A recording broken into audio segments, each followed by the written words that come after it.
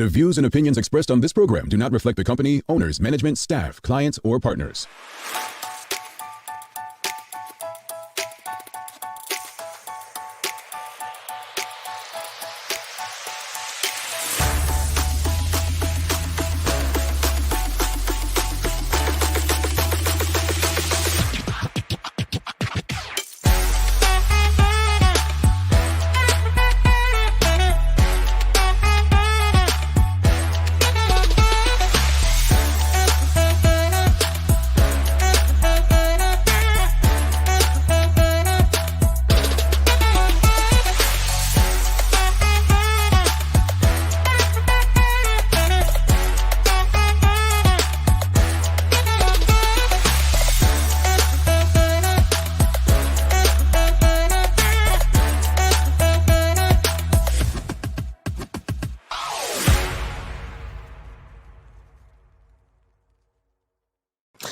It's Thursday, the 26th day of January 2023. Happy birthday to my only niece, Nyla, and my dear Aunt Lois. Welcome to Bermuda's Daily Talk Show. It's the Daily Hour brought to you by Medical House, One Communications, and Lindos. I'm Jamal Hartman. She's Sherry Vanderpool, and Maya Palacio will be with us in a bit to bring you the latest in her news break brought to you by People's Pharmacy. Sister Sherry, how are you today? Good morning, Jamal. You know, I could see Friday just over the horizon, so I'm just very excited. You know how that goes for me. You don't wear glasses? I do. You do? And I still can see. Yeah. I can still see I without. weren't being funny. I weren't being funny. When you did that, I'm just like, I don't think I've ever seen you in glasses. I don't know why, but yeah, I do wear glasses. I can see. I know why. I can't see very far, but I can see close up, so that's why I don't have even my contacts on right now. So You wear contacts? yeah. Oh, okay. No, I literally, when you did that, I'm just like, I wonder if Sherry wears glasses just randomly, because I know we only found out about Sancha because, you know, she is like this on the screen. Yeah. Don't talk about my friend. And Don't talk about my favorite co-host. Like, Jamal, I don't want to say it, but, you know, I don't want to put my glasses on the show, but it's so small. So, folks, you know, I'm just saying, you know, as you get older, your eyes, you know, I'm just saying. I mean, I'm not there yet. I mean, far away, I'm just like this, but close up, I'm good. Like, my prescription is not that bad. Sometimes I'm like, oh, I don't have my glasses on. Yeah, she doesn't wear her glasses because she thinks I'm gonna make fun of her, folks. And I'm just not that kind of person. Please. I'm not that kind of person. And I'm not afraid of you. So I'm gonna trip you. Greetings, everyone, and thanks for making us part of your daily. I'm called HR. A good one today, as we welcome Quinton Sherlock on the show to discuss how he's inspiring people through golf. So it should be a great conversation. The Daily Play is a name that plays. So a bit of geography today, little find something on the map. Could we do music part 2? Like, Sancha got an easy one yesterday. Hold on. Don't blame me. I picked out and that was that. So, you know, so not my fault that the fingers picked it easy for Sancha. Sancha's just hating on you. Don't forget, the show is now available live on our website, dailyhour.com. So you no longer need social media to tune in to Bermuda's Daily Talk Show. All you have to do is go to thedailyhour.com, hit play. And folks, if you haven't already, please subscribe on our website. Follow us on our social media channels. You do not want to miss the benefits of receiving, well, maybe discounts at some of our partners and other friends, and couple of events we might have coming up. So just subscribe on our website if you haven't already, and make sure you're following us on our social media channels. I have a joke for you guys this morning. Why? What is it? Is it me, Jamal? Because it just, like, I don't remember you having jokes other days during the week. Because I forgot. All right. Excuse me. I wonder, you know, I really would love for, you know, Miss Maya Palacio to come in to entertain, you know, be a part of the audience, because it really makes me feel better when it's more than one person for a joke. So, you know, Maya, you're like the greatest person I've ever known. And okay. Perfect. All right. Well, good morning, Maya. How are you? Good morning. All right. So ready for the joke, folks? We don't have a choice, Jamal. Just tell the joke. Fine. All right. It's an easy, funny one. Here we go. What did the ground say to the earthquake? You're shaking me. You crack me up. Yes, Maya! Yes! She got it! She got it. Thank you, Maya. Thank you, Maya. You didn't like that one, Sherry? I mean, you crack me up. Ba-dum. Let's move on. See how Maya's laughing? That's a real laugh right there. And she's still laughing. I know it. Anyway, And Sam, let me stop. anyway, yeah. I know, folks. I'm not. No. I'm not gonna go into comedy full time. Don't worry about it. But let's get into today. What was that, Sherry? Praise the Lord. Oh, okay. Well, we're happy that you know him or her. But hey, let's get into today's conversation. Very important conversation. Well, let me visit our Instagram, because on our Instagram, good morning to you, sister Marcia, Robin, Patrice Bradshaw, the better sister there.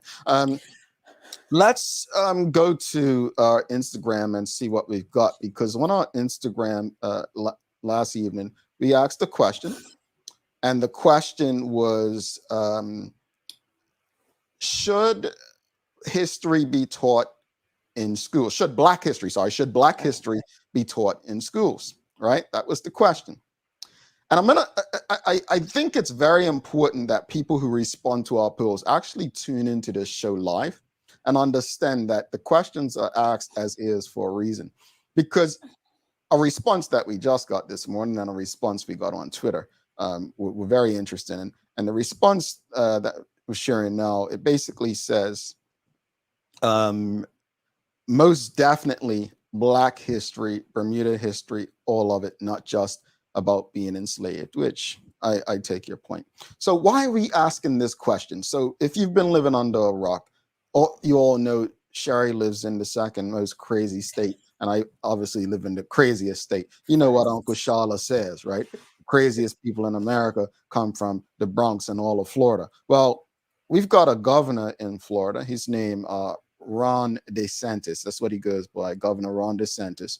And so Governor Ron DeSantis is basically what I'm going to read from Politico.com. He's defending banning African American Studies course as Black leaders call for action. But hear him out. Governor Ron DeSantis on Monday stood by Florida's decision to reject students' access, right, to an AP course on African American Studies as outrage mounts surrounding the move, particularly among Black leaders. The Republican governor said that he supports banning the course being offered to some high school students because of its lessons delve far into political agendas, broaching topics such as queer studies and abolishing prisons.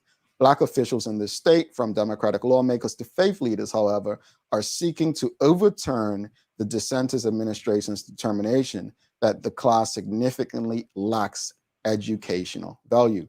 All right, so then there's another story. This one's on NPR.org, and it says, high schoolers threaten to sue DeSantis over ban of African American Studies course. 3 Florida high school students are poised to sue Florida Governor Ron DeSantis, and the state education department rejected a new advancement placement course covering African American Studies. The news comes one day after the College Board announced it would revise the course. Let's go to our Twitter page now and see what Twitter is saying. You heard my stomach just now? Yeah, I was trying to ignore it, but it's pretty loud. Okay, let's go to Twitter. I don't know why Twitter's doing this, but I think I'm on the Twitter page. So on our Twitter page, we had a poll yesterday, and it said, the question was, should Black history be taught in schools? And 96% are saying yes, and 4% saying no. That's the question of the morning. Do you believe Black history should be taught in schools? Do you believe Black history should be taught in schools? That's the question of the morning. And I think the response I was talking about is someone responded on here and said Black Bermuda history. Yes. Well, let's define what Black Bermuda history. What is Black Bermuda history? Because it's all good saying, oh, Black Bermuda history, but what is that? It's the PLP, the BIU. Like, what is Black Bermuda history? Let's define it, because I guarantee you, Charles Jeffers said something, Charles Jeffers II, some years ago about Bermuda tourism. I don't know if he was the CEO or prior to being, but he said on this show that if you ask most Bermudians about Bermuda, many of them will say different things, right? So I'm intrigued to know what Black history is to Bermudians. That's the first question. What is Black Bermuda history? I would love to hear the audience tell me what Black Bermuda history is. And see, I took that answer as we don't want to hear about, or not we don't want to learn, but not just Black American history. A lot of times I find that within the curriculums that we just based it on possibly English curriculum or English history or American history. And I feel like that answer was like, let's be specific to Black Bermuda history of whatever that may be. But can we keep it to that? Because a lot of young people don't know about Black Bermuda history for whatever it is.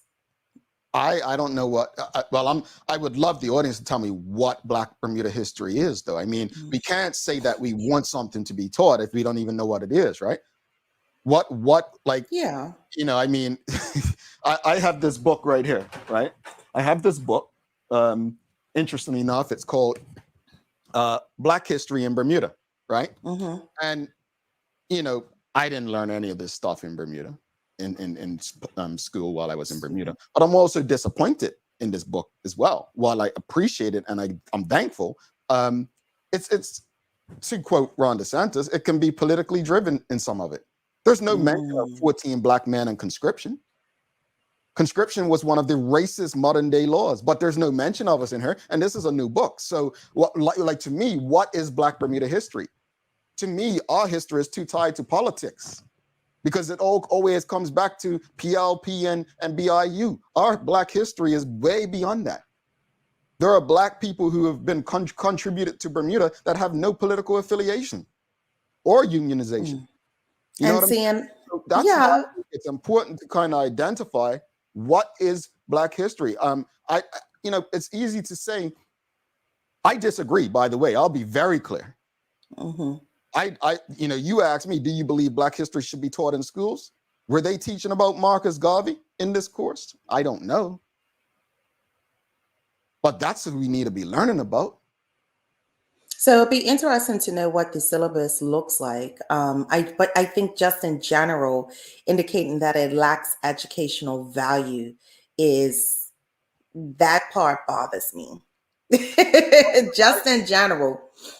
I think when he made that statement about queer and what was it? The prisons, right? Prisons. Prisons.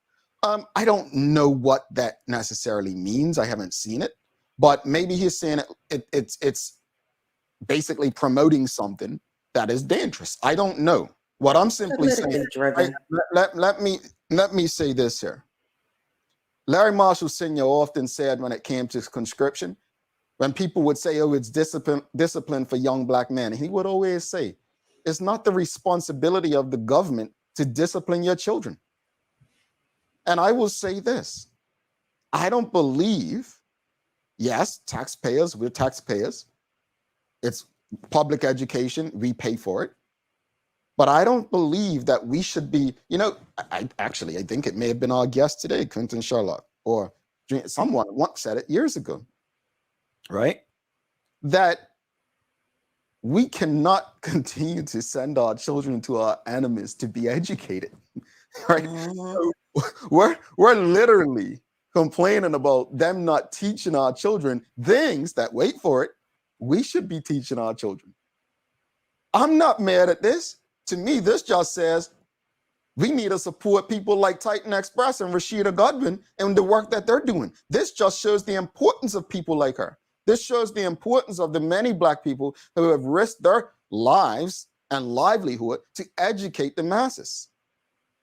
Personally, I'm sick of talking about race because I feel like, especially Black Bermudians, especially, there will never be a collective outfit. Everybody's scared to speak up. Everyone's scared to engage. Everyone's hiding behind pen names. Everyone's comfortable in their jobs or compliant with the government. Someone says to me the other day, "Oh, why don't you think people stand up and do something about David Byrd and the PLP?" I don't know. He's the least. I mean, of all the premiers in my life, he's the least I'd be scared of. Mm. But I just feel like, as Black people, whether or not Black history, we're fighting the wrong battle.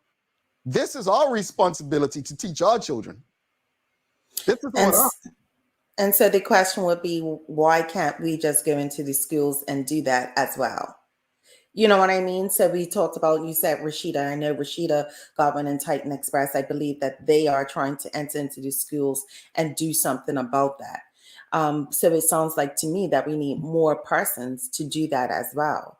But any type of information that would educate our children more on what Black Bermuda history is would be great, because we have to be honest, Jamal, it really isn't happening in the home. I wonder why. Do you believe Black history should be taught in schools? Trevor Truddy says Black Bermuda history is from the arrival of the first enslaved person until now. Sam Cat Place says, to be honest, we don't have anything specific, as it all goes back to African and American history. We can, however, talk about our Bermudian trailblazers, but it still isn't authentic to us. Interesting. And that's to the question, what is Black Bermudian history? So the question again, do you believe Black history should be taught in schools? And this is not to attack anyone. This is really to awaken and inspire people. Like, we say we want Black history taught in schools. We say we want Black Bermudian history taught in schools, but what are we doing? What are we doing to educate people? I mean, our children are going astray because they don't know who they are. Rashida Godwin came on this show last year before last, and she spoke about it, speaking to some troubled young men. And when they were learning certain things about being Black in Bermuda and the history of it, they were like, man, I didn't know this. And it shocked them a bit, right? Yeah. It's all responsibility. It really is, Jamal, because when you look at children today, like, where's Queen Street? Where, you know what I mean? A lot of children would say, you mean where KFC is? Mm-hmm. That was the first thing I thought. Yeah, I said so they don't even know the basics of even where they live. Mm-hmm. Let alone know what the history is. If we can't, teach children just directions and how to get around the island and what different, landmarks are and what they mean, what is being taught in schools. And again, what happens to the child that doesn't get that information at home? Yeah, it's interesting. It's a tough one, Sherry. And I think, it comes down to, us taking full responsibility and educating those who are coming behind us, be it your child, your nephew, your, godchildren, your young cousins, whoever. Like, again, I tell you guys, I was home Christmas, and it broke my heart that my little cousins, I mean, they're not little, they're grown young men at this point, right? Didn't know about Bermuda Technical Institute. Like, that's shameful to me. And I said that we have failed these young guys. We have failed them. The contribution that institution meant for Black Bermudian men using their hands. Like, we have done a poor job of educating people generation to generation. Philip Trott, Sherry. I believe Black history should be taught in schools. That doesn't mean it shouldn't be taught anywhere else. There's no reason we can't hit it from multiple angles. I don't think it's the responsibility. That I don't think it's the responsibility. I have no problem with it being taught in schools, but I don't think it's the responsibility. I don't think we should be getting angry at it. You know what I'm saying? That's my point. I don't think we should be getting angry. Oh, it's not being. No, Eugene Johnson said it many times. We fight the wrong battles. I'm not quite sure if this is a hill we want to go on. Open up. Look, Junior Birchall said it all the time. Why don't we open our own schools? They did it. We're so stuck on this diversity, equity, and inclusion that we're losing ourselves in the process. It's okay to be amongst people, but it's also okay to have your own things. There are certain groups of people who have their own hospitals, and only their people can be picked up in certain ambulances. We're the only group. This is not just about Black history being taught in schools. This is about how we circulate our money in the economy. If we're stuck on thinking this is simply about having our history in institutions that literally are training us to work for other people and not build and create our own, then our mindsets, well, they're as enslaved as our ancestors. And that's just a sad reality. Sean DeShield says, just like white history, Black history should be taught in schools. As Bob Marley said, if you don't know your history, you don't know where you're going. I don't disagree with the end part of that statement. I disagree with the first part. Traveling Trotty says, as the senior level and at the senior level and throughout the public education system, there are components of Black Bermuda history. Yeah, someone said in social studies they included. Angeline Butler says, as a child, the only gift we received from an aunt was Black history books. So we were taught at home first and about Black history, but in short, yes, teach it in all schools. Phil Trott says, to Shara's point, not every child benefits from having knowledgeable relatives at home to teach them. Not every child benefits from a good education system either. Most children, most Black children don't benefit from a good education system. They do benefit, however, from a traditional white systemic education system that we think because it's majority Black children and Black educators, it's Black. It ain't. It ain't. Renee Simmons says, yes, most definitely. I'm just learning via being a member of African History Online. We should know the 54 countries in Africa. I learn something new every day. We all should be taught in school. Quiz me on naming 10 countries in Africa, Renee Simmons. Quiz me. Nicole Walker, family and friends on a Titan tour in November. One of the highlights was our talk with Dr. Bradshaw, who shared the contribution of friendly societies in the community. Very enlightening tour. And Tamara McHale says, I think Black history should be taught. Not many of us know Africans weren't originally slaves, but were kings and queens. I think the issue in the U.S. in Ron DeSantis' Florida and regarding Black history is the fact that the whole purpose is really getting Black people to understand that our history didn't begin with slavery. That's the goal. You're not going to get that in a traditional white institution. What we need to stop thinking is that because something looks Black, we need to stop thinking that it is Black. That's one of our biggest problems.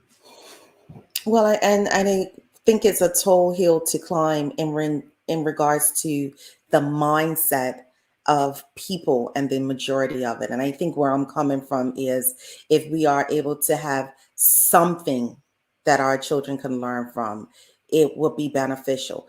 Who delivers it is then probably the next question. But it's not being taught at home. And the generation that we're dealing with right now or prior to is not in that mindset.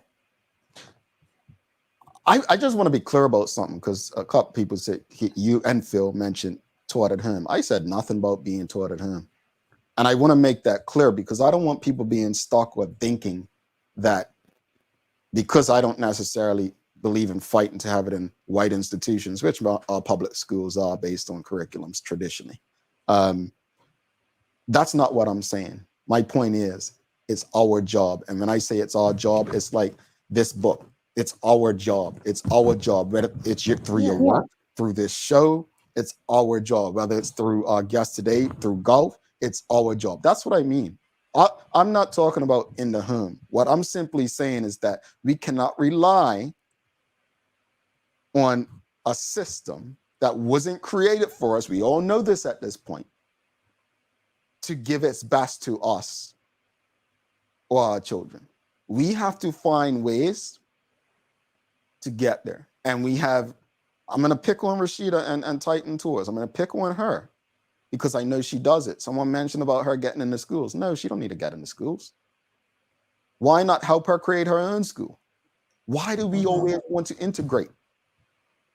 Some of us are so afraid to admit that integration probably weren't beneficial for Black people. Why? We are so damaged. Anyway, we've got a show to have. Let's bring in Maya Palasi. I just want us to think.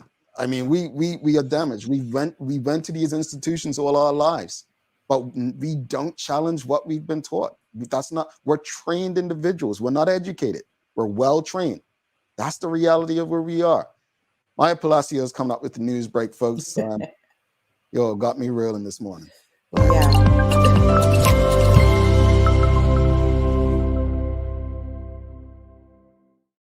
Good morning, you guys. Really, really great conversation this morning. Yeah.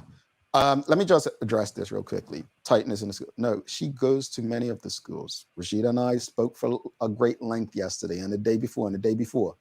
Well, because she was in Benin recently. I didn't say they weren't in the schools. And let me just add clarity because I don't like when people take things and don't understand. So I'm going to be very clear. What I'm saying is Titan does not need to be in the schools. What I'm saying is that if anything, we should be supporting people like her so that they can have their own schools. That's what I'm saying. We don't need to integrate to progress. That's my point. We've got to be okay. We have to be courageous enough to go at it alone.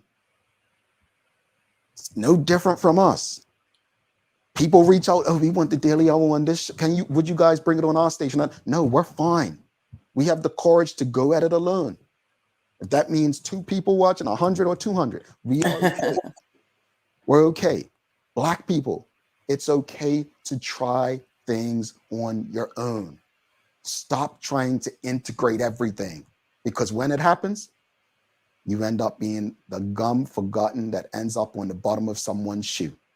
It keeps happening. Maya, what you got for us? Well, just a prime example of that would actually be Howard Academy, if you would consider that example of like getting on your own. Sounds like she's been in this book too. No, joke's joking. Well, I have, but actually, I just want to say one thing. A really amazing story that happened to me like a year or 2 ago was finding out about Howard Academy, and also that one of my close friends is like, I think he's the great or great grandson of Paulo Kamer Kafega. And we went to Howard Academy together, just went on a walk to like see the school. And then I ended up finding out that someone else I knew who was the relative of the teacher there, Mr. Skinner.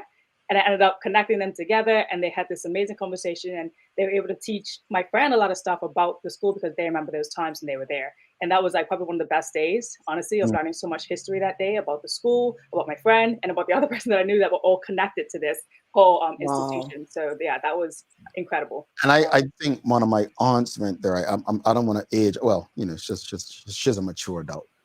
But she went to Howard Academy. That was the first time I had heard of it when I was young. When you ask your aunts and uncles and your mom and dad, what school did you go? What school did you go? And it's again like Technical Institute, right? These are staples. They were staples for many in the Black community. So look at Maya doing her thing. Aww. I have to thank my mama there because I know we're talking about having it in the schools, but she was pretty adamant about having us learn about African history growing up. And I do recall this one day at Whitney Institute, a teacher that I had, I cannot recall his name. I think it was Mr. Wall, but he made us actually walk out of the class. He blindfolded us and he kind of chained our hands together. It was pretty physical and graphic. And I know this probably won't be for every person, but that day has stuck with me because we were pulled around the school, eyes closed, and he was trying to get us to feel what it may have felt like in those times of, slavery. And then he put us in a room we were not expecting it. And it was completely dark and he shut the door and we could not get out. And it was honestly terrifying, but we learned a lot that day. Wow. No, I love that. And props to your mom for doing that. Like I said, it's the responsibility, not just of the institutions that train us, but the people who educate us. And that would be people like parents, friends, family, and coaches, and obviously everybody in the community. Yeah, the community. Yeah, thank you, Sherry. Yeah. So let's get on to the news. I'll try to keep it short for everyone with some headlines. But good morning, everyone. This is the Daily Hour Newsweek brought to you by People's Pharmacy. So around 1:30 a.m. on Wednesday, January the 25th, police officers responded to a robbery at Ice Cream. So the reports are saying that the suspect entered the restaurant and demanded cash. He grabbed the cash register and attempted to flee the premises. However, he dropped the cash register in the lobby, injuring himself before escaping with an unknown quantity of cash. Officers began a search immediately, and they located and arrested a 27-year-old male. Sherry, I know you were breathing, trying not to laugh. I'm trying. This is a serious matter. Hold on. I have a picture of the movie Barbershop with them stealing the ATM machine. Like that's what's coming to. And, And yeah, then I'm thinking about him taking it and trying to get through the little spiral thing at ice cream and getting tripped up. Sorry. so I guess the question is there video of this? Because this has got to go down in history as dumbest criminals. I'll leave it at that. There was no mention of a video, but next up on the list, I do want to update everyone on the Egg Show. Remember yesterday I came on talking about the Egg Show, so I got to have an interview with the executive director, Mr. Allboy, and one of the mentions of why they are not participating this year is, this is where he said, quote, "We decided to step aside and let parks have full responsibility of planning the Egg Show." Mr. Allboy says, rather than duplicate and step on each other's toes, we decided to step aside and let parks take full responsibility. He believes that some of the responsibilities would have had people just kind of clapping and stepping on each other's toes because Parks and Department had told them that they wanted to be more hands-on this year in the action.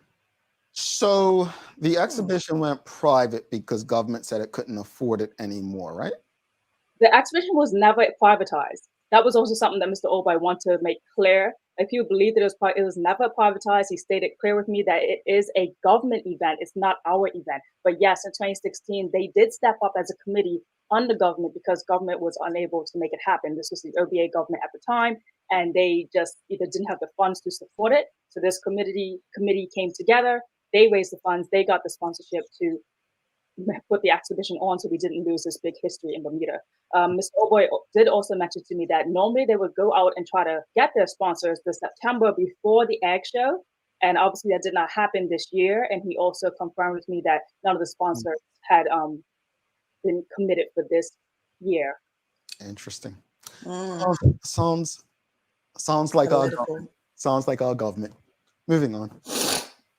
Moving on to the next on the list. So the public may recall last November that the Bermuda National Association for Netball expressed health and safety concerns with the state of the government-owned netball courts on Bernards Park.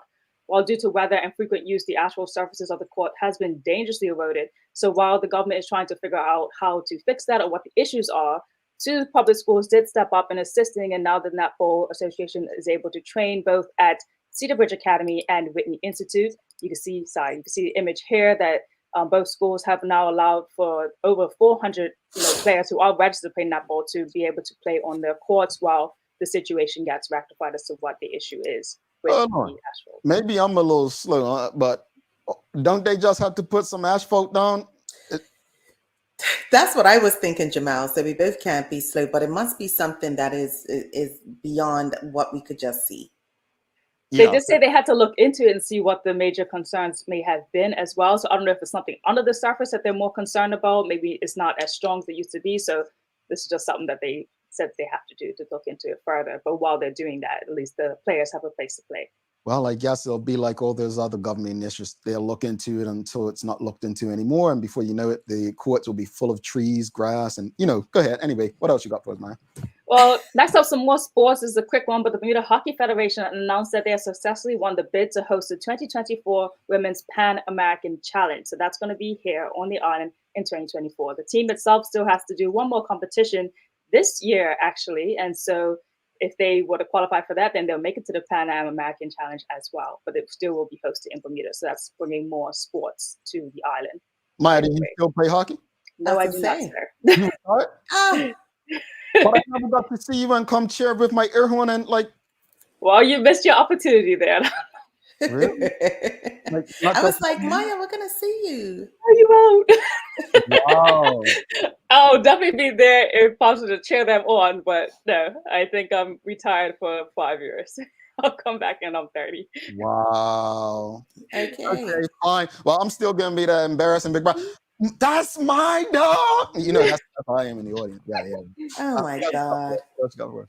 Closing up the news, I do want to mention that Sherry actually posted these in our group chat, and I thought they were very interesting to share. The one on the left, the braids for dads, the beginner lever. So dads who obviously may not know how to braid and want some help and assistance, this is something for you to take a look at and get involved with. I definitely suggest that one is actually quite helpful as someone whose parents didn't know how to braid their hair and they had to learn when they were 10 years old herself.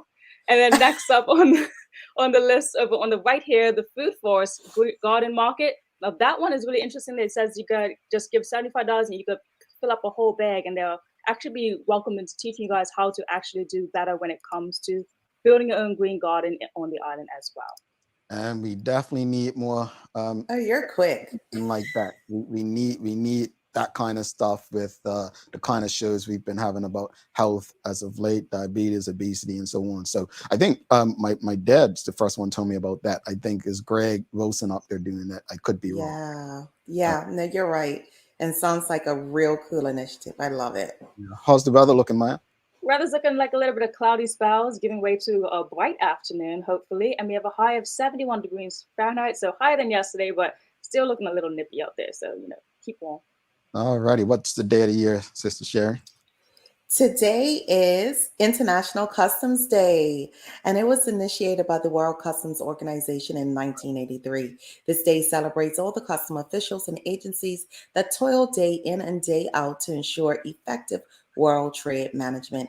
The officials also ensure the smooth functioning of trade operations across international borders and put people at the very center of the transformation process. So, happy International Customs Day to our TDH fam, Mr. Larry Marshall Jr., and anybody else who's a customs officer in our TDH family. Just so you know, customs officers scare me. Every time I go through customs, I'm like, and I know I'm not got anything. You ain't been through customs until you've been through Miami Airport, folks. Really? You ain't never heard about Miami Airport? I've seen it on Border Control or something, one of the television shows. Folks, let us know what's the worst customs experience you've had. I guarantee the audience is gonna say Miami. What you got, Maya? Really? Oh, I was gonna say Canada. I remember one time I had braids in my hair and I had a wrap on my head, and they made me like take it off, and they were touching my hair and doing all this stuff and touching everything because I had like braids like this. And it was like 3 a.m. and they're like, random search. I'm like, there's 7 people here. Yeah, random search. But yeah. Yeah. You got another Canada, Michael Robinson. I will say, Canada, they were asking me all these questions. I'm like, I don't want to stay in this cold country. You don't have to worry about that. I'm here for a wedding. I'm getting right the heck out. And then when I was leaving, they held me up because of my visa, and I must have got smart with the officer. I'm like, dog, of course, you're asking me silly questions at 5 a.m.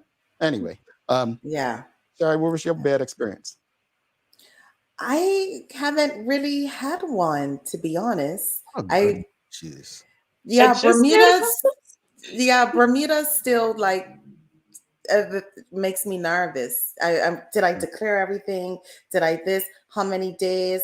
Is it really 5 or was it 6? Like I start freaking out. I don't know. Do you have all your receipts? Yes, even for this or I don't mess with Bermuda Customs. I'm like, look, bruh, every last receipt you could go through it, but I don't have time for you. Don't waste my time. I'm wasting you. Renee Simmons says Miami Airport, line goes forever. Toronto. It's a lot of Canada in here. Mark Arthur C. Phillips, cousin Nicole. Tamara says, really, Miami Airport was fine for me, just congested though. Russell Famous, the worst. Philadelphia, the best. Japan. Sam Cat plays Miami from Barbados. Miami is the worst unless you have global entry. I haven't had a problem since global entry, by the way. If you get global entry, you're good. Canada was weird, I guess, because I had kids and they're big on trafficking. But yeah, Miami was, I mean, I don't have issues now because global entry. But folks, I'll tell you, if you have a UK passport, go and get global entry. Get it. It doesn't cost a lot, and it will save you stress, time, and anger. Maya, we'll see you later. Bye, guys. Bye, Maya. Not the anger. Phil says Austria. They thought your passport was fake. Why was Phil in Austria? Phil, I would have thought you were suspect too. Austria, Canada.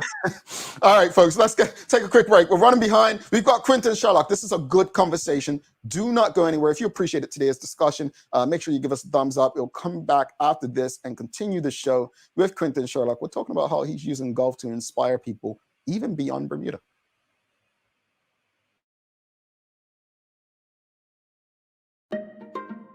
People's ACW, located at King Edward VII Memorial Hospital, carries over-the-counter medicines, toys, cards, and even toiletries. Our knowledgeable staff are there whether you're at emergency, visiting family, or a member of BHB staff, to show you our best even when you're feeling your worst. People's ACW, we're here for you.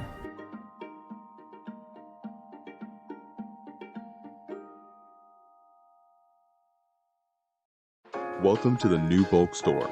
Lindo's next. Mom's celebrating her 70th birthday next month. Have you noticed her age is catching up with her? Yeah. Plus, she's having a hard time getting up and around like she's used to. I would sure hate to see her fall. At Medical House Limited, we can help make life situations easier. We have electric beds, motorized scooters, bath stools, walkers, you name it. Mom's been real good to us. We'll get her birthday and Christmas gifts from Medical House. Medical House has relocated next to the Dendy Town Field. Number 6 Bakery Lane, Pembroke. Telephone 292-3622.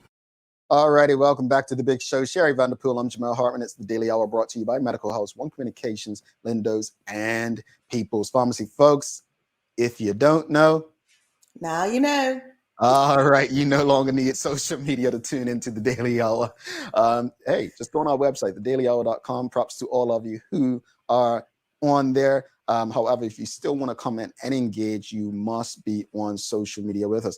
Without further ado, we're a bit behind, but we will get through this conversation. We've got Quinton Sherlock Jr. joining us. We're talking about how he's using golf to inspire people beyond Bermuda and in Bermuda. Let's bring in Quinton Sherlock. Give him a TDH welcome, folks. TDH welcome. Morning, brother Quinton. What's popping, brother? Morning. Morning, Jamal. Morning, Fox. All this well. Oh, boy. This is funny. What got nickname? Yeah, we have nicknames, and I know where that came from. Hi, Chad. But let's. I want to put you on the spot, kind of away from what you're here for first. So you probably heard a bit of the discussion before. So I just want to ask you your opinion as an educator. You know, an educator. You are very focused on what you teach, and just I think education about Black history itself. What are your thoughts on Black history being taught in traditional schools? Well, I mean, listening to the conversation, it was just interesting because unfortunately, particularly within the Bermuda context, every 5 or so years, it's a reoccurring theme, you know, whether it's we wait until there is a project that's sold to us about writing about slavery or something like that. It's a reoccurring theme. But I do take the point that if we do an honest assessment, we can't, as you had mentioned, expect a system that was not necessarily, as you said, designed for us, for our empowerment, to ultimately empower us. So it gets back to some of the underlying issues that we have as a community, that we ourselves as a community have to take more of the onus and more of the responsibility of raising our young people and also educating our young people. And then whatever they get in school becomes icing on the cake. So I kind of lean towards your side of it in the sense of, we need to just take full responsibility of it ourselves. And we don't have to point the finger at anyone else besides what we're doing. I wish I had the eloquence he had, because he just basically summed up what I was trying to get across in the way a smart person would. But thank you for that, Quinton. But let's just shift a bit. Tell us a bit about your background and how you got into golf. Yeah, so I mean, I grew up, my father played football and cricket for Rangers in Bermuda. So I was, right along that track. But at Heron Bay School, a PE teacher, Mr. Jerry Renshaw, one Saturday, he was a big brother to some other youths in the community, took me to Horizons to play golf. And the truth be told, since that one day, I was hooked. I remember the next Saturday asking him, or next week asking him if I can borrow the clubs, standing out at the South Shore bus station for like a bus stop for an hour, for the bus going to Horizons to go play again. And ultimately, that was at the age of 10. And really from there going forward, golf really put my whole life experiences and everything on a completely different trajectory that has opened up so many doors, created so many opportunities, and has really allowed me to not only get an education, and has literally allowed me to travel the world. Interesting. I love that story. I'm gonna be honest with you, Sherry. I do as well, because I'm very visual, so I definitely can see you in that element. You were born and raised in Bermuda, but now you're in Ghana, West Africa. How has that experience shaped you? It's definitely been a eye-opening and ultimately a grounding experience for me. I initially went to Ghana to do a program in African studies. Within myself, I knew I was going there to kind of dig in my heels, but like I tell folks, if I would have told my parents and whatever that I'm moving to Ghana, I'm not coming back, quote unquote, they would say, you lost the plot, buddy. You're not going anywhere.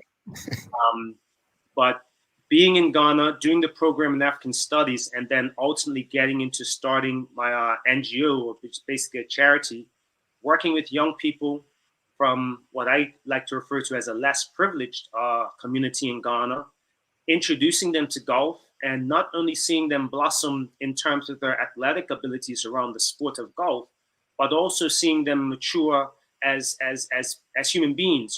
I started the NGO. We have been called ACID Foundation to date, but we're going through a bit of a rebranding with some affiliations to a Bermuda entity called Care Learning Center. But in 2015, when I went to Gumwa Feta, the community where I reside in, where the NGO is based out of, believe it or not one of the children in 2015 knew who Tiger Woods was. Wow. And, from there, I had worked with about 6 young people. I homeschooled them through high school. They all finished high school, and they're all kind of like what we call single-digit handicaps. And for those people that may not necessarily know the lingo or the jargon of golf, basically means that they're better than average. And like I say, these are young people who in 2015 didn't know who Tiger Woods was or is. And these are young people who in 2023, not one of them have running water in the house. But yet, through golf, we're able to rub shoulders with, as we say in Ghana, some of the who's who or the big men, and shakers that's helped them to mature and also created opportunities for them in their life going forward. But ultimately, it's about seeing how, you can take someone who had little knowledge about this particular sport, but the openness and the willingness to learn, the dedication, the commitment to kind of persevere through it and really kind of hone their skills. And ultimately, at the end of the day, come out, quote unquote, a better person, at least with additional skills. And like I said, the 5 youths that I had worked with in particular, they all were able to complete their high school exams in the first rung. And I mean, from a Bermuda context, we may not necessarily see that as a big thing, but again, within the Ghana setting, it was only 3 years ago that high school even became free. So out of, let's say, in Gumwa Feta, our community, it was probably 1 in 10 that actually went through and finished high school. So the point is that, golf, as much as it has changed my life, and my thing is trying to give back to others what golf has done for me, and use golf as a vehicle to create the opportunities for the young people. And like I said, when you're working with a demographic such as those in this semi-rural environment, it really also humbles you because, again, they don't have half of the comfortabilities that we're accustomed to in the West. However, if you go and walk around and see them, they are no less happy, they're no less satisfied, and also they're no less ambitious in terms of what they want to accomplish and want to achieve. And I mean, I've worked with young people in Bermuda. I was president of Bermuda Junior Golf Association for some time before I moved to Ghana. I worked with young people in the States. I mean, I was the quasi golf coach at my university in Alabama State.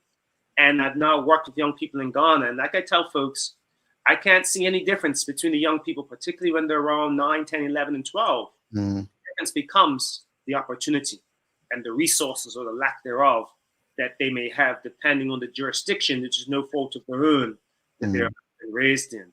So it's really been a grounding experience and really a growing experience for me as well, to appreciate things and, just to kind of stay positive and stay focused. It's not easy, but the journey is worthwhile. I think that's a form of education. I was going to say, well, if that isn't a bit of history, I don't know what is. Wow. Well, you're the only David Ledbetter Associate TPI Level 2 and TPI Junior Golf Instructor in West Africa. Now, for those who have no clue, probably just like Jamal and myself, what does that mean? And can you explain to our audience? Sure. Basically, there's a different coaching certifications or designations. With reference to the TPI, it basically stands for Titleist Performance Institute. Titleist is like one of the leading brands in golf. Mm. And the TPI really takes you through kind of like the biomechanics of golf and teaches you about how your body, the movement or the lack thereof, can relate to your ability to swing a golf club and hit a golf ball. So I've been through the full level 2 certification for the TPI. And with the young people, it's around, just really kind of engaging them and getting them to just appreciate and learn the sport. And just for transparency and the point of clarification, with reference to the TPI certification, we do have a few golf professionals and physical therapists and things like that on the island who are TPI certified. But now with reference to the David Ledbetter certification, I'm now an associate Ledbetter instructor on my way to becoming a fully fledged David Ledbetter certified instructor. As for that one, I'm the only person in West Africa and also the only golf instructor that will be on the island of Bermuda that's certified with the David Ledbetter certifications. And David Ledbetter is literally in the top 3 golf instructors in the world. In golf, they're playing golf tournaments almost every weekend if you happen to see it on TV or flipping through the channels. But he's coached over 20 major champion winners. In other words, you have your weekend and week out events, but every year on the PGA Tour and the LPGA Tour, they have about 4 major championships each year. And David Ledbetter has coached over 20 people to this level. Back in the 95, 96, they used to send us down to IMG in Bradenton, Florida, to go take lessons at the David Ledbetter Academy. A couple of Bermudians have even been full-time students at the David Ledbetter Academy. Folks that come to mind are Aaron James, Sergio Ednes, Ebony Burgess, to name a few, who are full-time Ledbetter instructors. And basically, what this does is it allows me, the learning experience, first off, in getting the certification has really taken my level or my knowledge to a whole nother level that I can even say within myself, where I feel sorry for people I was giving lessons to a year and a half ago, because they missed out on a lot of stuff that I have now in terms of information. But on top of that, the resources that come along with being affiliated with the David Ledbetter brand, like I'm saying, we're talking about over 50 years of golf experience. And believe it or not, these guys that are really into it and teaching it at the highest level, they've turned it into a bit of a science. It's a combination of a science and an art. But what I'm saying is that when they come or offer you a bit of an advice or a training aid or a drill, understand it's not something that just kind of shooting from the hip.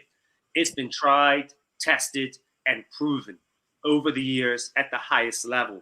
And so I'm now continuing to become equipped with these sorts of information and even these training aids and different drills that I'm really excited about sharing, not only in the works that I'm doing in Ghana, but also in Bermuda, as I'm planning on spending some time on the island over the next 6 weeks, and also looking to change up my schedule a bit to kind of be a little bit more on the island to kind of get back into helping to develop the game in Bermuda. I definitely feel like this is going to be a daily play question, so I am taking notes because I know Jamal.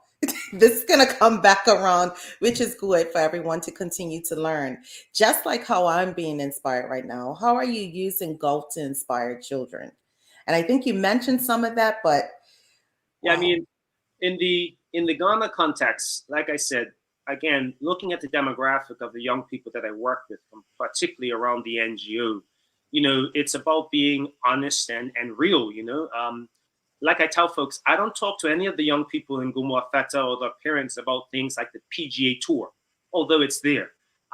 They can play 4 days of golf, win a tournament, and then become a millionaire overnight. But what I do tell them is that ultimately, look at golf as a vehicle. And if you're going from Gumwa Feta to Accra, which is the capital of Ghana, about an hour and a half away, and just as a bit of a filler, in Gumwa Feta, we don't have any golf courses. And so what we did is we brought in modified golfing equipment, plastic clubs, these tennis balls, and Velcro targets. So where they have been playing football historically, I transformed it into a little mini driving range. And then on weekends, we bus them to the city, to the capital in Accra. And so what I tell the young people is that golf is your vehicle. If you're leaving Gumwa Feta to go to a meeting in the city in Accra, you'll use a car to get from Feta to Accra. However, you wouldn't then take the car into the meeting. You leave the car where it is and go on about your business as you continue to progress and move forward. So it's really about understanding that in a similar manner, golf can be that vehicle to allow them to improve their lives, not only for themselves, but also for their families. As I said, out of the 5 youth that we got to homeschool through high school, one of them has been admitted to university in Ghana, and she's planning on starting her university studies soon. Another one is actively enrolled in nursing school and training to become a nurse. And all with that being said, they still remain golfers, and they'll be golfers for the rest of their lives. And like I'm telling them, when we play golf, we are. Some of them have met people like Sir Sam Jonah, who's kind of like my Ghana father. He's like one of the wealthiest men in Ghana. And the point is that you would never have the opportunity, particularly coming from an environment like Gumwa Feta, to even be in the same space to see him. Yet alone to be standing next to him and him knowing your name and him recognizing you when you walk up onto the golf course. And then, so they're also, along with Sir Sam, other CEOs, other MDs. So when you're talking about now, you finish your high school, you need to go for a job. It might be somebody that you play golf with. And if they've seen you play golf, they know that on the golf course, you're also honest. You're not trying to cheat and adjust your score in any way. So they know you're a trustworthy person. And by all means, they'll give you the chance to come and, at least get a foot in the door and then kind of prove yourself from there. So it's about understanding that as much as, there is this thing called the PGA Tour where, sure, people are making millions and millions of dollars. But with this sport, you can build up your social network that can open up doors. And I mean, I didn't even mention it thus far, but you can also get golf scholarships to schools in the U.S., get outside the country, travel all around the States playing golf, and at the same time, get your degree. And then come back to Ghana, and as we say, you're sitting pretty. Well, you offer online training. How successful has that program been? Yeah, so I'm now, again, as a part of my Leadbetter training, I'm getting into the online instruction through a few different apps. I had been using this app called Coach Now, but literally at the Leadbetter Summit that just concluded on Monday here in Reunion Resort, Orlando, where I'm at now doing the interview.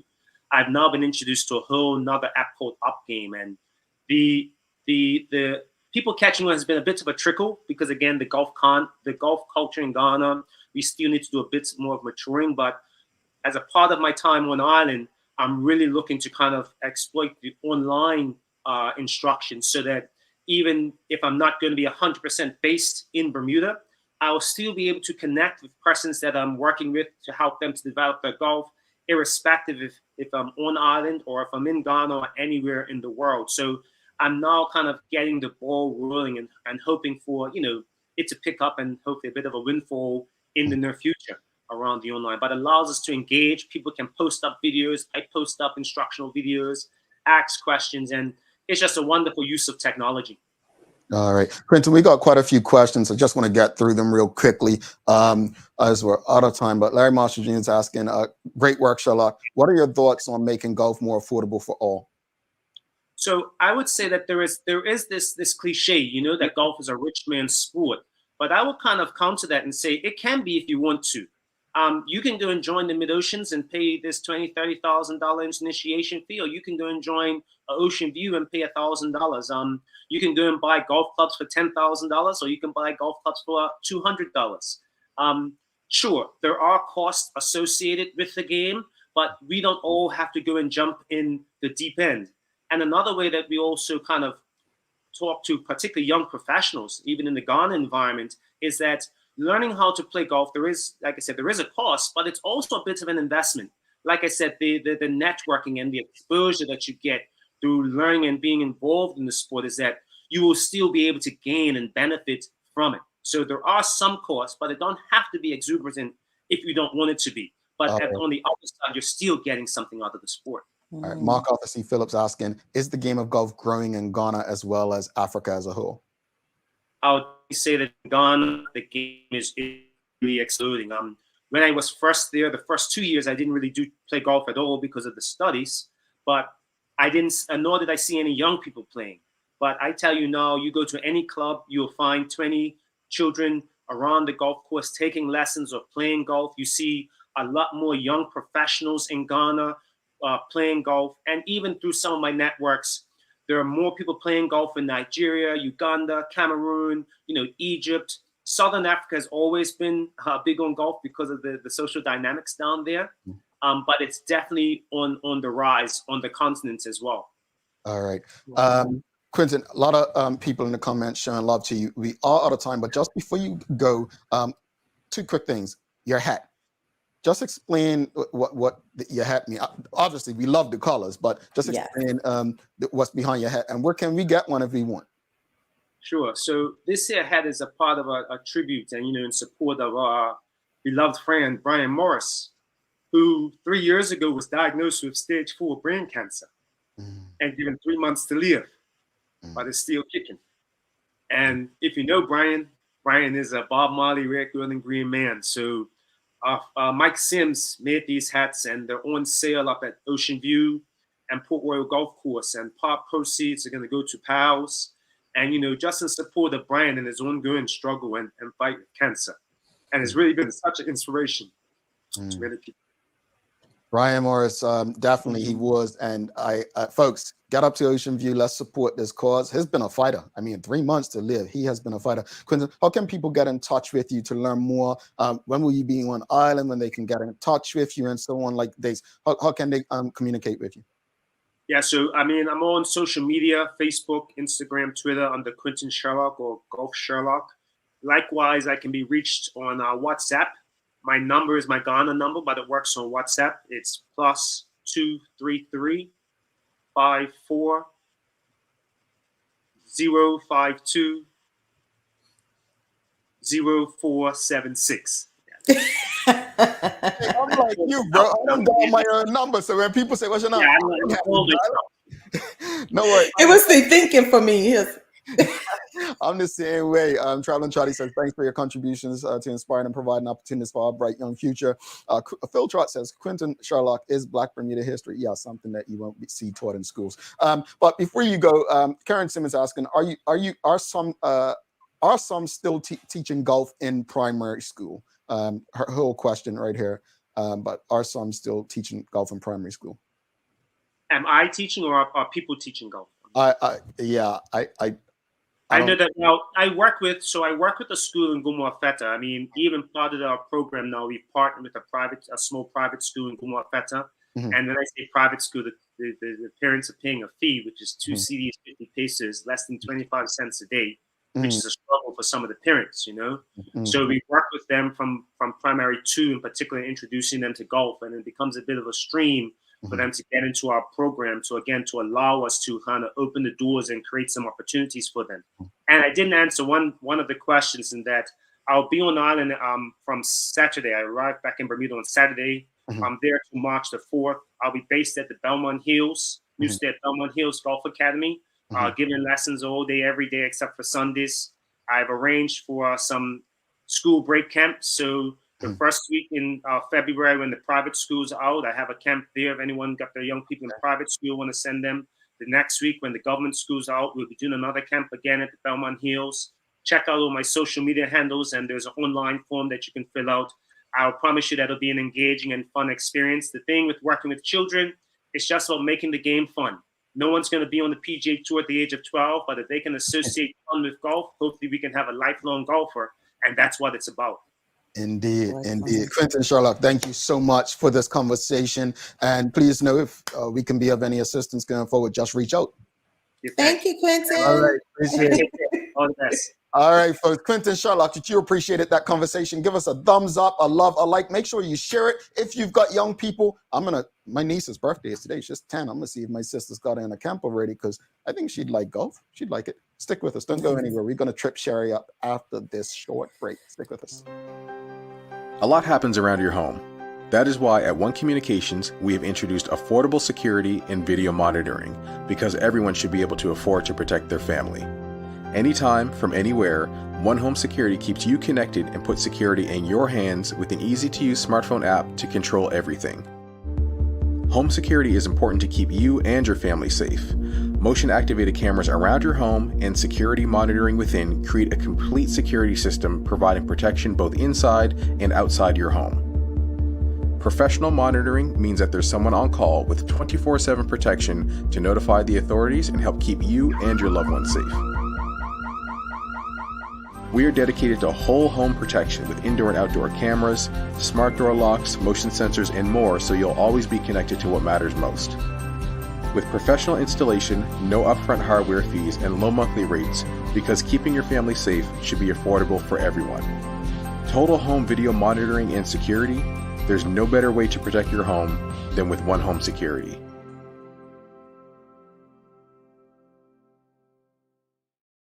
All righty, welcome back to the Big Show. Sherry Vanderpool, I'm Jamal Hartman. Thanks again to Quinton Sherlock for coming on, having such an important conversation. Folks, get in touch with him. Seriously, get in touch. I know Larry probably got Mason signed up already for his golf academy if Mason's old enough. But thanks again. You need to get. Who, me? I'm too old. I'm sure you meet the height requirements for the other children that will be there, but you should be able to blend in quite well. You always got to go there. I ain't done nothing wrong to you today, you know. Nothing wrong to you. Whatever. So I'm going to trip you. Anyway, if you appreciated today's conversation, give us a thumbs up, a love, a like. Thanks again to One Communications, Medical News, and People's Pharmacy for ensuring we're able to do this with you on a daily basis. It's time for the Daily Play, brought to you by Bermuda Trivia, now available at stores throughout Bermuda. Follow Bermuda Trivia on Facebook, Instagram, TikTok, and Twitter to find out why it's Bermuda's favorite trivia game. Sherry, are you ready? Sure, Jamal. All right, here we go. It's a name that plays today. All right. Very easy. Let me get the music ready. Very easy. What's the most populous continent in the world? Populous? Mm-hmm. I don't know. Really? Audience, give it to her, please. Us? The most populous continent in the world. What continent has the most people? Asia? Nigeria's not a continent. Right. I was thinking Asia or Africa. Asia is the answer. Africa I knew it. Is number 2. Asia is the answer. Africa is number 2. I did think it, but I was scared. I was being fearful. The easy way to find out an answer like that is China has the most people, and the second most populous country is Africa. Country? Nigeria. India. So the two most populous countries are in Asia. So according to Statistics Times, Asia is the most populous continent in the world with 4.68 billion, accounting for almost 60% of the world's population. I did think Asia. That did come, like that was there. Yep. That's it. I hate these. Quinton Sherlock's number for anyone who may not see it. So that's his number to contact him should you want to learn more. You've got someone you want to put in the program, but you can reach him there. Folks, Sherry, final thoughts on this morning's discussion, Black history in schools, and then obviously our conversation with Quinton Sherlock. Jamal, for me, they seem to go hand in hand, but I do think that Black history should be taught in schools. I do also believe that some of that needs to be, of course, taught outside of the whole curriculum and the institutions. I do support your answer in creating our own as well. I think it has to be covered in all areas. As far as Quinton, again, sitting back here just as a student listening, he's doing amazing things. Someone I think said in the audience, he is Black Bermuda history. And I love the story that he is writing and giving back to both communities has been awesome to hear about and learn about today. Yeah, I just want to say, as far as the topic about should Black history be taught in schools, at the end of the day, I think Black history should be taught everywhere. I think the point I'm making is that we shouldn't be relying on the schools to teach us about who we are. Everyone has different resources. We come from different backgrounds and different spaces. I get that. But we also can't be self-reliant on institutions and systems that were not built for us to succeed. We are fighting these battles These are not the battles we should be fighting. The battles we should be fighting is to build our own. Other groups do it. And if we call them out, we're known as racist, anti-Semitic, all of that. It's okay. And we need to be courageous enough to do things on our own. It's that simple. When people take things from us, figure out a way to find something within ourselves to do it for ourselves. As far as Quinton Sherlock, it's interesting because all I was thinking through the entire conversation is, wow, there are so many brilliant Bermudians doing work outside Bermuda that we need back on island. And I'm glad that he'll be there for, it looks like, just a month and a half, over almost 2 months. So props to Quinton for the work he's doing. And Bermuda, Black Bermuda, Bermudians watching this show, make sure you get out there and support the brother. Yeah, get out that part. Daily inspiration. Some people want it to happen. Some people wish it would happen, and others make it happen. The question is, which one are you? And that is from Michael Jordan. Go ahead, Mike.